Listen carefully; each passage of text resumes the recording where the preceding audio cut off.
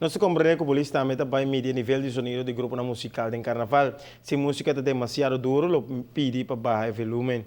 A polícia lo hace petição aqui 2 para 3 dias, mas depois lo mostra sua intolerância e seu grupo não sigue toca muito duro. Se não cumpre a petição, a polícia por espera multa e hasta arresto.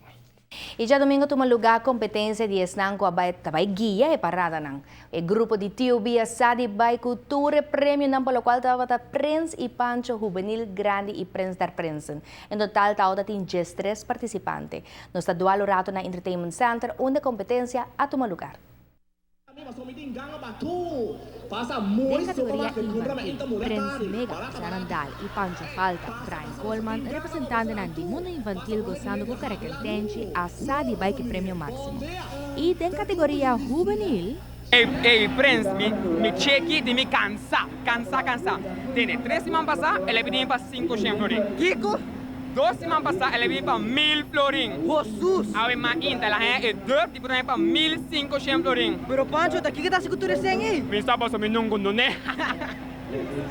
Dion e Steven, Prince Kiko e Pancho Abay Robes está sumamente contento de lograr título máximo de nan categoria. Agora nós acabamos sacar resultado, nós estamos super excited. Comienza algo, uma experiência hobby único, diferente e great. Por apa é começar que evento de carnaval, os parada que cena. Trainer na mes avisa quando sabing surprise nang. Que man, se dá hobby bom para nós, que man. Yeah. Jogo não, nós hacemos treino não, nós treinamos com a guia nós, pero junto nós hacemos algo de groups work, para bem algo único delante. E também me quero agradecer também o time de apoio grande que nós temos, de TUB e por minha família completa, sua família não, de hobby agradecida de toda a cena. Well, training abay basta bom. Timpari kami na sota mane. Leo tabay malo pero yeah. O grupo TUB seguro estava orgulhoso de não representação. O Prince Pancho Grande também forma parte do mesmo grupo carnavalesco aqui. A maneira para o resultado que não é basta tempo de treino, toma basta tempo de nós e nós dedicação, nós estamos satisfeitos com o resultado maneira para nada não tá fácil, nossa curva de duna é ele não paga, não tá paga para bem dentro, nossa curva de duna não lo mais que possível, só para paga para bem com show, sempre nós tá bem para duna 100%, nós tá bem para duna ele não lugar não quer. E o resultado tem que menos tinha. Entrenador ng ganador ng juvenil e grande, que por certo a começar com ng treinamento por de novembro ano passado, ng mês também a participar e gana também.